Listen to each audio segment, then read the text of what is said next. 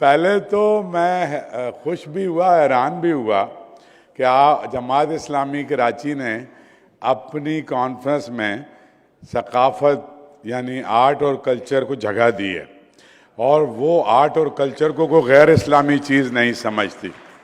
तो इस तरह से मैं तो दाखिल हो गया, बखुशी आ गया और मैं बहुत मुबारकबाद देता हूँ। अभी जो एक इतनी इम्पॉर्टेंट कॉन्फ्रेंस और ईमानदारी की बात है कि एनवायरनमेंट पे जो डॉक्टर फातमी ने बातें की या डॉक्टर आफरीदी ने अभी जो हेल्थ के हवाले से बातें की, सिवाय शाहनवाज फारूकी की तकरीर के सारी तकरीरें बहुत ही शानदार थीं।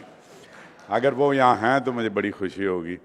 अगर हैं तो मैं उनको एक बात बताना चाहता हूँ कि हर अगले ज़माने का जो मॉडर्न होता है ना, उसके बाद वो फिर फरसूदा हो जाता है। तो रीबिल्ड कराची पे सारी बात करूँगा, उसमें बुनियाद है ये। मैं उन्हें ये बताना चाहता हूँ कि मॉडर्न क्या है। मॉडर्न ये है कि उनसे पहले यानी लता मंगेशकर से पहले ना बड़े ग़ुलाम अली ख़ां और जो गाना गाया जाता था वो सिर्फ रागों में गाया जाता था। तो जब लता मंगेशकर आई और इस तरह के लोग जो आवाज़ से गाने लगे लफ्ज़ों से, तो ये मोस्ट मॉडर्न गाना था। और उसके बाद का जो ज़माना आया वो फिर उस ज़माने को मॉडर्न ज़माना कहा जाता है और वो उससे पुराना हो जाता है। तो ये हर ज़माने का अपना एक रिलेटिव टर्म है कि मॉडर्न होता है। मैं थोड़ा सा सकाफ़त पे ये बात करना चाहता हूँ क्योंकि एक बड़ा तस्वुर ये भी है कि कल्चर किसी तरह से शायद रिलीजन से मुतसादिम है, जो कि एब्सोल्युटली ऐसी गलत है जैसे ये समझा जाता है कि सेकुलरिज्म का मतलब यह है कि काफिर होना है। ये भी बिल्कुल गलत है। तो कल्चर, फैज़ अहमद फैज़ जिसके बारे में आम तौर पे लोग ये समझते हैं कि वो देरिये थे या जो भी थे, उन्होंने बाकायदा एक किताबचा है कल्चर पे, इंट्रोडक्शन ऑफ कल्चर, उनके मुख्तलिफ मज़ामीन और वो आप सबको ज़रूर पढ़ना चाहिए। तो उसके इब्तदाई दिबाचे में उन्होंने लिखा है कि किसी भी सोसाइटी का जो कल्चर होता है उसका रिलीजन उसका प्रीडोमिनेंट पार्ट होता है। तो एक तो इस बात को समझने की ज़रूरत है कि इस तरह से कोई डायरेक्ट मुतसादम ये मामला नहीं है, उसमें गुंजाइश। दूसरी बात ये, जावेद जब्बार साहब तो नहीं बैठे हुए? अरे जावेद भाई आप इधर आ। अरे नहीं सर आप नहीं सर, अच्छा बैठ नहीं सकते, ठीक। हाँ, अब मुझे तो बहुत मोहतात होकर बोलना पड़ेगा, मुझे तो बोलना नहीं चाहिए। अच्छा, दूसरी बात मैं ये बताना चाहता हूँ कि कराची का जो सिलसिला है, कराची, बॉम्बे, न्यूयॉर्क, जो साहिली शहर हैं, इनका जो कल्चर होता है वो बिल्कुल यकसर मुख्तलिफ होगा लाहौर से, पेशावर से। कैसे मुख्तलिफ होगा? या बर्लिन से या म्यूनिख से, कि एक ज़बान बोलने वाले लोगों का एक शहर है। उस एक ज़बान में तकरीबन कपड़े भी सारे एक जैसे पहनते हैं, उनके खाने के भी मामलात एक जैसे, उनकी जो शादी ब्याह के गीत हैं वो भी एक जैसे गाते हैं, चाहे वो यूपी है चाहे ये, और वो एक कल्चर सदियों में बनता चला जाता। हमारे जैसे शहर जो हैं वो एक साहिली शहर है। मैं ज़्यादा लंबी तकरीर नहीं करूँगा वरना मैं आपको यूनानियों से पहले ले जाता। सिकंदर आज़म भी यहाँ रुका, कुछ अरसा यूनानियों को भी यहाँ गलबा रहा। उसके बाद आपको पता है कि ये फिर इस्लाम के उसके बाद, उससे पहले एक हिंदू डायनेस्टी थी मुसलमानों से पहले, उसके बाद इस्लाम का दौर आया। और ये जो ब्रिटिश राज आया है, ये जो 1843 में कराची को इन्होंने, चार्ल्स नेपियर ने, और 1839 में यहाँ आ गए थे और एक म्यानी की लड़ाई के नतीजे में इनका कब्ज़ा हो गया। तो उससे पहले यहाँ तालपुरों का और लासीस की आपस में कराची पर लड़ाई होती रही। अच्छा, ये सब कल्चर की बातें। इसकी वजह ये कि जो भी राज होता है वो राज वहाँ का कल्चर तय करता है।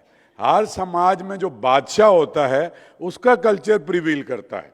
तो ये मखलूत कल्चर का एक शहर है जिसमें फिर बाद में बहुत सारी हिजरतें हुई। ये सिर्फ 1947 में हिजरत नहीं हुई है, ये 1901 में 1,05,000 का शहर था। उससे पहले एक मछेरे थे चंद, एक जो यहाँ बलूचिस्तान से आए थे, फिर उसके बाद पुराने सिंधी यहाँ आए। उसके बाद ये माश के चक्कर में जब गोरे ने तय किया तो ये ईस्ट का सबसे बड़ा तजारत का ये बन गया हमारा जो पोर्ट था। यानी गंदम का सबसे बड़ा हिंदुस्तान की तजारत यहाँ से होती थी। तो फिर पारसी भी आ गए, यहूदी भी आ गए, आर्मीनी भी आ गए, ये सब आ गए। इससे पहले तजारत दीबल से होती थी 2000 साल पहले, ये जो हमारा ही एक पोर्ट है, और उससे पहले उसी से 10 मील आगे एक और पोर्ट। तो यहाँ पर फिर ये एक बड़ी हिजरत हुई तो ज़्यादा उर्दू स्पीकिंग आ गए। लेकिन चूंकि ये कैपिटल भी बना कराची और ये वाहिद इंडस्ट्रियल शहर भी था, और कुछ अगर सिंध में तो कुछ अदारे थे तालीम के तो वो भी यहीं थे, तो फिर यहाँ एक इंटरनल हिजरत भी हुई पाकिस्तान भर से। पश्तून भी आए, पंजाबी भी आए, सराइकी भी आए, और ये बहुत सारे, और बर्मीज़ भी और बंगालीज भी, वो एक थे हम। तो लेकिन इसमें भी कोई कॉन्फ्लिक्ट नहीं बनता आमतौर पे, इसको यूज़ किया गया है, लैंग्वेज को और कल्चर को पॉलिटिकली यूज़ करके एथनिक ग्रुप्स और ग्रोहों के लिए सियासत ने इस शहर को सबसे ज़्यादा नुकसान पहुंचाया। मैं आपको बताना ये चाह रहा हूँ, न्यूयॉर्क में तो इटली से भी लोग आए थे, पोलैंड से भी आए थे, कुछ लड़ते रहे आपस में, बड़ी लड़ाइयाँ हुई हैं न्यूयॉर्क में, जंगें हुई हैं, उसके बाद उन्होंने आपस में तय कर लिया। तो ये जो मखलूत कल्चर है इस शहर का या सकाफत है, उसमें सबका साज अलग अलग है, ज़बान अलग अलग है, थोड़ा सा रहन सहन भी अलग अलग हो सकता है, लेकिन ये साहिली शहरों का इसी तरह का एक कल्चर होता है। तो इसमें ज़ाहिर है कि सकाफत या आर्ट जो है वो अरब्स के दौर में हमारे यहाँ पोइट्री ज़्यादातर आई, पहले यूनानियों से आई थी, फिर जब हम मुसलमानों के उसमें आए तो अरबी में बहुत बड़ी नज़्म अरबी में लिखी जाती थी, फिर कुछ ईरान का हमारे लिटरेचर पे असर हुआ, और उस ज़माने से फिर हमारे यहाँ ये सिलसिला शुरू हो गया। इसकी भी इम्पोर्टेंस है, जैसे डॉक्टर फातमी ने और डॉक्टर आफरीदी ने बात की ना, कल्चर चाहिए ही क्यों आपको, ज़रूरत क्या है। दो चार लोगों ने मुझसे ये सवाल भी किया, भाई बंद करो साला, इससे कोई रोटी मिलती है तुम्हें, यार इससे क्या है, ये फजूल के ये काम जो आप करते हैं इसकी ज़रूरत है। ये जब आप दो लोग तलवारें निकाल के खड़े हो जाएं तो ये आपके सीनों में गुदास पैदा करता है। लिटरेचर को पढ़ के कभी आप बंदूक उठा के किसी को गोली नहीं मारते।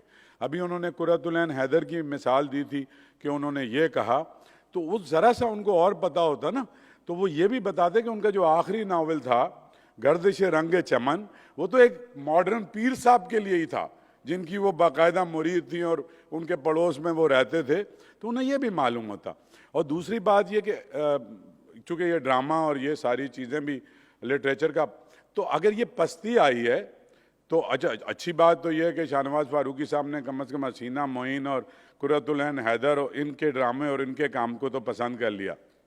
सर मैं इसी पे तो बात कर रहा हूँ, ये मैं सारी बात अब वहाँ तक पहुँचे ना आप, फिर मैं आपको बताऊँ कि मैं उसी पे बात करूँ। तो हम म्यार की बात करते हैं, उन्होंने बिल्कुल सही कहा।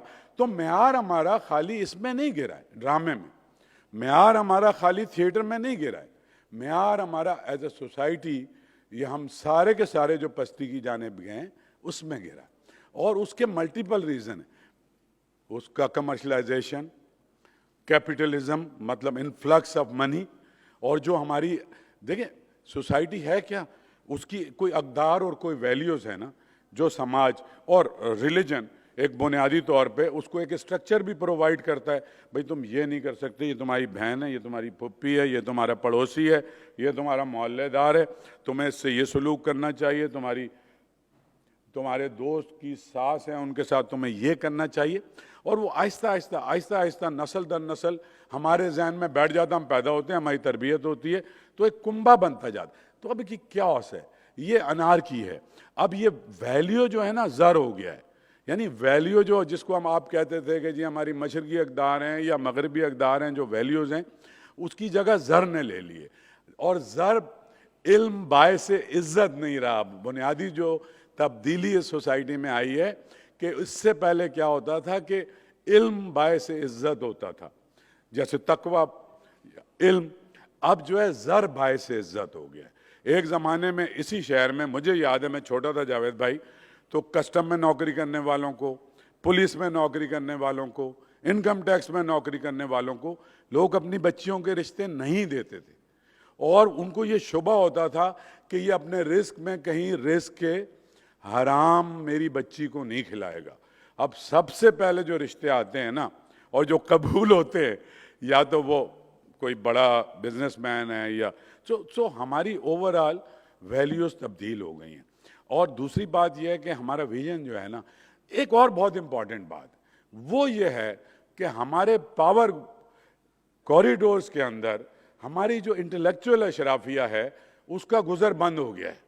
यानी अकल की बात सुनने के लिए हमारी हर तरह के हुक्मरान किसी भी जमात के हों, जब वो समझते हैं कि हमारे पास इक़्तिदार है तो सारी ताकत हमारे पास है, और इस ताकत के करीब से गुजरने के लिए अक्ल का होना ज़रूरी नहीं है। तो ये जो सारी सोसाइटी में आपने क्योस देखा उसकी एक बड़ी वजह ही, और एक वजह जो मैं और बहुत बहुत ज़रूरी बात करना चाहता हूँ, कल किसी ने फेसबुक पे लगाया है कि नोकिया का जब टेक ओवर किया माइक्रोसॉफ्ट ने अभी, तो उसका जो सीईओ था और उसका बोर्ड बैठा हुआ था और उन्होंने कहा कि हमने तो कोई गलती नहीं की, लेकिन हमारे और हम मर गए, हम ख़त्म हो गए। तो वो चारों तरफ जो तब्दीलियां आ रही थी ना, जो अब ये जो डिजिटल दौर है उसके तहत, तो उसकी नब्ज़ पे हाथ नहीं था। नोकिया हो, जमात इस्लामी हो, सबको एक बात सोचनी पड़ेगी कि इस ज़माने के साथ साथ ओरियानी के ख़िलाफ़ काम करे, वल्गैरिटी नहीं होनी चाहिए, लेकिन अपने जहन को ज़्यादा रोशन और ज़्यादा कुशादा करके आपको स्ट्रेटेजिक नई पार्टनरशिप्स ढूंढनी पड़ेंगी, वो लोग ढूंढने पड़ेंगे। मैं नहीं कहता कि उसकी जो कोई अखलाकी बुराइयां हैं उस पर कॉम्प्रोमाइज़ करें, लेकिन जो ज़माने की रफ्तार है उसके साथ इंटरनेशनली लोकली क्या तब्दीलियां आ रही हैं उसका इदराक करके अगर हम आगे नहीं चलेंगे और हम बग़ैर गलती किए मर जाएंगे। आपका बहुत बहुत शुक्रिया।